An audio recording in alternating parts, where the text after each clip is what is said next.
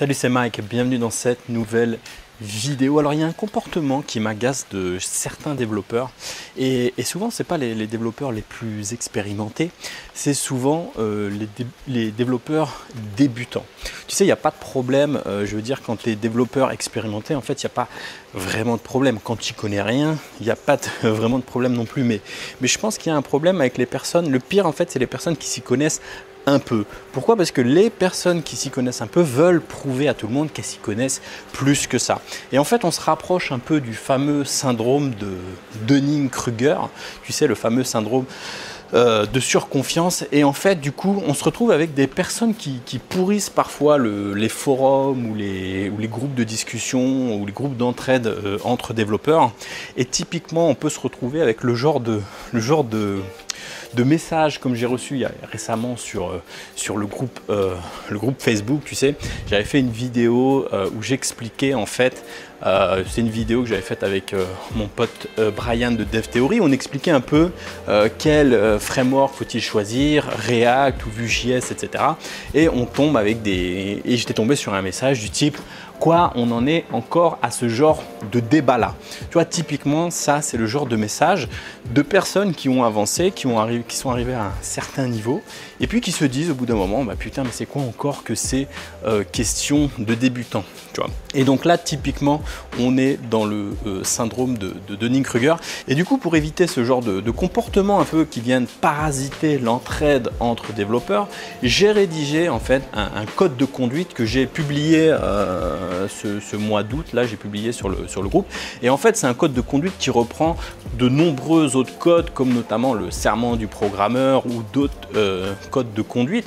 Alors, au-delà des codes de conduite d'entraide entre développeurs, il y a aussi les codes de l'éthique. Est-ce que tu serais capable, que ferais-tu en fait si jamais par exemple on te demandait d'aller travailler chez, je sais pas, la NSA sur les logiciels, les spyware, donc qui permettent d'espionner les gens? Que ferais-tu si on te demandait de travailler comme par exemple sur le fameux logiciel d'Uber, je crois le Uber Gris ou un truc comme ça, j'ai plus le nom du logiciel, donc logiciel qui permettait en fait de détecter les autorités et donc de frauder en fait tout simplement. Ou que ferais-tu si on te demandait de travailler sur le logiciel de Volkswagen? Tu sais, le logiciel de Volkswagen sur lequel on a demandé littéralement aux développeurs de pirater, enfin de trafiquer en fait les contrôles d'émissions donc de CO2. Donc que ferais-tu en tant que développeur? Et bien dans cette vidéo, je voudrais te parler un peu de tous ces différents aspects du code de conduite, du code de l'éthique. C'est parti.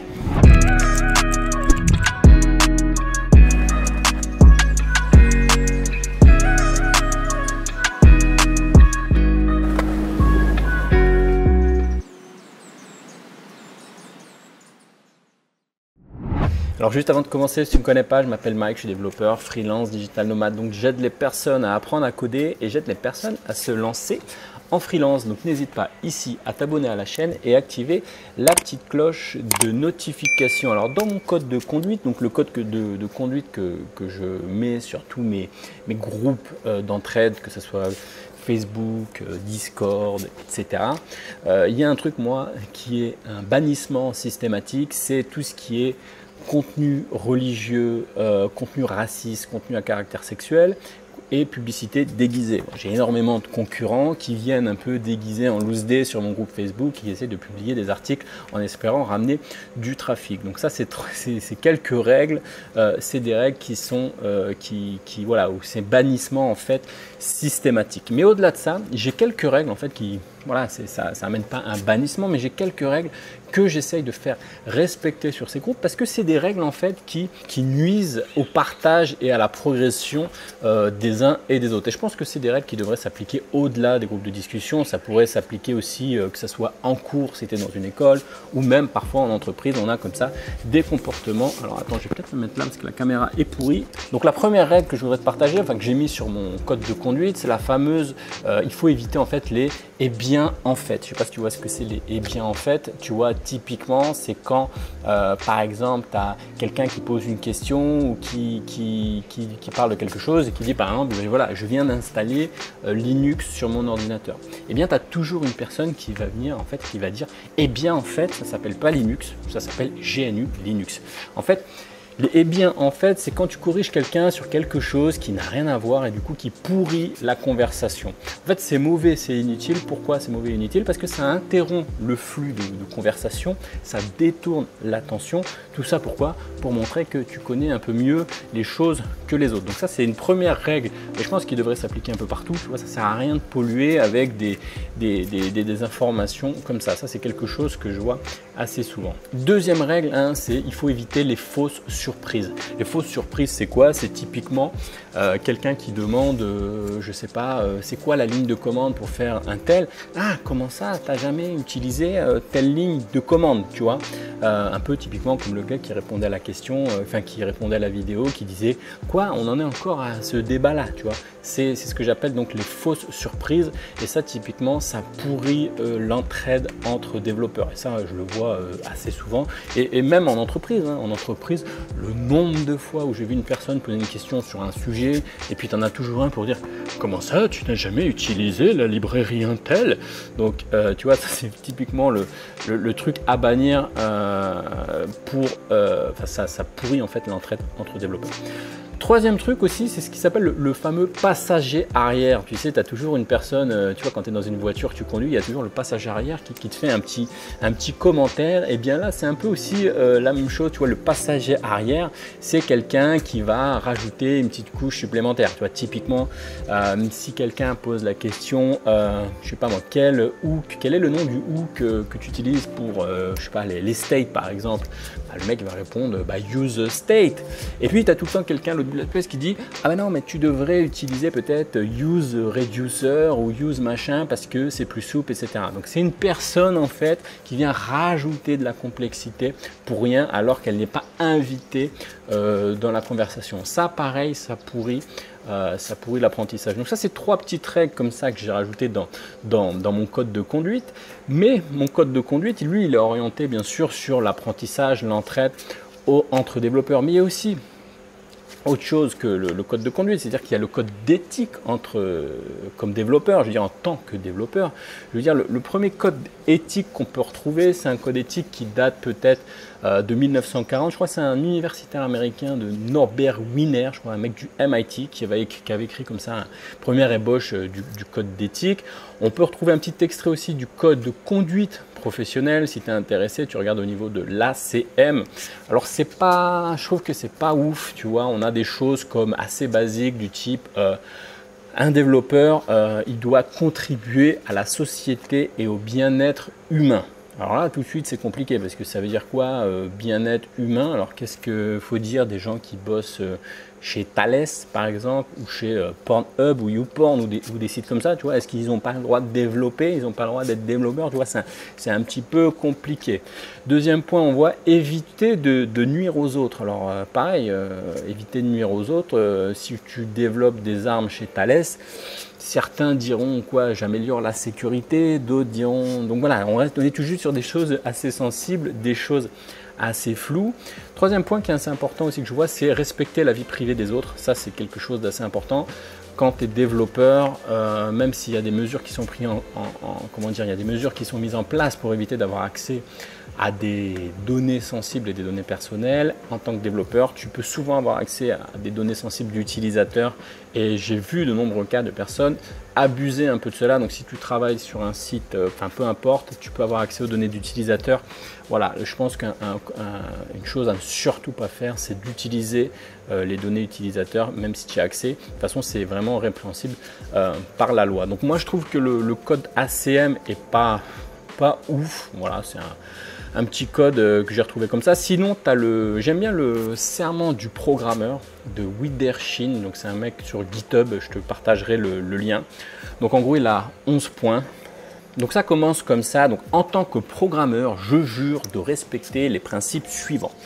Donc première chose, je n'entreprendrai qu'un travail honnête et moral. Je resterai ferme contre toute exigence qui nuit inutilement aux gens. Donc là tout de suite, encore une fois, on touche à tout ce qui est morale, éthique, etc. Et finalement la morale et l'éthique, assez variable, ça va dépendre des uns et des autres. Je veux dire, pour certains, travailler chez Pornhub, c'est pas du tout un problème comme job, et pour d'autres, eh ben, moralement, ça peut être limite. Moi, je me souviens d'un développeur qui m'avait posé la question. Il m'avait dit, voilà, ma SS2I veut m'envoyer travailler pour un site de soutien-gorge et c'est contraire à mes morales. Que dois-je faire? Est-ce que j'ai le droit de refuser la mission? Il était vraiment préoccupé par cette question et du coup, eh bien, je me suis senti un petit peu bloqué par la question. J'ai pas trop su quoi lui répondre. Alors, ce qu'il faut savoir, c'est qu'en France, en fait, le salarié est une personne avec ses convictions et ses opinions, ça certes, mais en général, le droit du travail n'accepte pas les objections éthique, sauf cas particulier. Ça veut dire qu'en fait, ce qui est un peu bizarre, c'est comme ça, c'est-à-dire que si tu travailles pour une boîte sur une SS2I et qu'elle t'envoie quelque part, eh bien, ça ne passe pas dans le code du travail. Il faut regarder un peu les jurisprudences, voir ce qu'il a été fait, mais c'est voilà, c'est un petit peu compliqué. Donc, tu pourrais avoir des ordres qui vont à l'encontre de ta morale, mais en termes de droit du travail, eh bien, tu es obligé de suivre ce que te dit de faire le patron, sauf si c'est illégal, bien sûr. Deuxième point que j'aime bien, c'est je me souviendrai que la programmation est aussi bien un art qu'une science et que la chaleur, l'empathie, la compréhension peuvent l'emporter sur un algorithme intelligent ou un argument technique. Ça, c'est vrai que souvent, il y en a qui sont un peu trop techniques, machin. Voilà, on est des humains, on n'est pas des robots, on discute entre nous, voilà, les gars, il n'y a pas de souci. Autre point qui est hyper intéressant, je n'aurai pas honte de dire je ne sais pas et je demanderai de l'aide quand je serai bloqué. Donc ça, c'est quelque chose qu'on acquiert avec le temps. Je pense que souvent, quand on est jeune, quand on débute, qu'on n'est pas trop expérimenté, on n'ose pas dire je ne sais pas. Il n'y a pas de honte à dire je ne sais pas. Même moi, avec l'expérience que j'ai aucune. Enfin voilà, il y a des trucs, il y a des choses que je ne sais pas. Donc s'il y a quelqu'un qui a l'information, je n'ai pas honte de dire je ne sais pas, peux-tu m'aider, etc. Autre point hyper important aussi, je serai humble et je reconnaîtrai que quand je ferai des erreurs. Bah oui, souvent quand il n'y a rien de pire qu'un développeur qui essaye de cacher ses erreurs. Je veux dire, des erreurs, on en fait tous, l'erreur est humaine. Je veux dire, plus tu seras capable de reconnaître tes erreurs et de les assumer, et ben plus on te fera confiance. Voilà, donc c'est très important de reconnaître ses erreurs. J'avancerai très prudemment en matière de vie ou de mort. Alors là, je ne sais pas trop à quoi ça correspond, mais bon, voilà. Je vais reconnaître que je peux me tromper, je garderai l'esprit ouvert, j'écouterai les autres avec attentivité. Il chante lui, je suis chelou. Je vais reconnaître que je peux me tromper, donc ça c'est hyper important. Je garderai l'esprit ouvert, j'écouterai les autres avec attention et respect. Voilà. Et je serai gentil avec mes collègues programmeurs et offrirai mon aide au mieux de mes capacités. Ça c'est vrai. Il y a pas mal de devs souvent qui sont un peu comme des égoïstes. Tu sais, ça vient de l'école, ça. Oh, je te donne pas la question, je te donne pas la réponse, etc. Moi j'ai vu ce comportement des développeurs en mode comme à l'école, tu vois, en mode je te partage pas de l'information, je te partage pas les sujets, je ne t'aide pas, j'essaie d'être le premier comme le premier de la classe, tu vois. Ça c'est le genre de comportement horrible à ne surtout pas reproduire et j'ai vraiment vu des développeurs qui sont comme les premiers de la classe à l'école, le mec qui a peur qu'on lui pique la réponse, tu vois. À ne surtout pas reproduire. Et enfin, je ne vais pas feindre la surprise quand ils ne savent pas quelque chose ou dénigrent leur code. Donc ça, pareil, faut pas faire la fin de la surprise, c'est faire « Ah bon, tu connais pas ça, etc. » Donc ça, c'est le genre de comportement à éviter. Bref, pour conclure, je dirais qu'au-delà des aspects moraux qui dépendent des uns et des autres, je dirais qu'en tant que développeur, il faut vraiment se mettre dans la peau de nous, en fait, jeunes débutants, comme on était, avec nos craintes, nos peurs, et éviter de reproduire ce que les autres développeurs ont fait sur nous, peut-être quand on était jeunes débutants. Ça, c'est un truc que je vois trop souvent. Je veux dire, quand on est débutant, on voit les plus expérimentés, on dit bah, putain, c'est des connards, voilà, etc. Et puis après, on reproduit le même truc sur les jeunes débutants. Donc, à éviter. Et qu'est-ce que j'allais dire? Il y a même des employeurs aussi qui sont comme ça. Ça veut dire que tu as des employeurs qui rabaissent aussi les développeurs. Moi, ça m'est arrivé aussi de voir ça, c'est-à-dire de voir dans une mission un employeur qui rabaissait un collègue développeur, tout ça pour pas l'augmenter. Donc ce genre de comportement, bien sûr, c'est à fuir comme la peste. Voilà, pour cette petite vidéo, j'espère que j'aurais pu un peu te donner quelques pistes sur ce sujet-là. C'est un sujet qu'on n'aborde pas souvent et moi justement j'aime bien aborder des sujets comme ça qui vont au-delà du développement classique. J'aime bien aborder ces sujets-là. Donc peut-être que toi aussi tu as un avis sur la question, sur le code de l'éthique, le serment du programmeur, etc. Donc n'hésite pas, peut-être qu'il y a une règle que tu aimerais bien rajouter. Donc n'hésite pas bien sûr à la mettre en commentaire. on arrive à la fin de cette vidéo. N'hésite pas à t'abonner à la chaîne, activer la petite cloche de notification. Et si tu veux aller plus loin sur tous ces sujets-là, si tu veux te lancer en freelance, lancer en tant que développeur, et bien sache que j'ai une newsletter pour toutes les personnes qui veulent progresser dans ce domaine-là. C'est le premier lien dans la description. Je te dis à la semaine prochaine pour une prochaine vidéo. Ciao!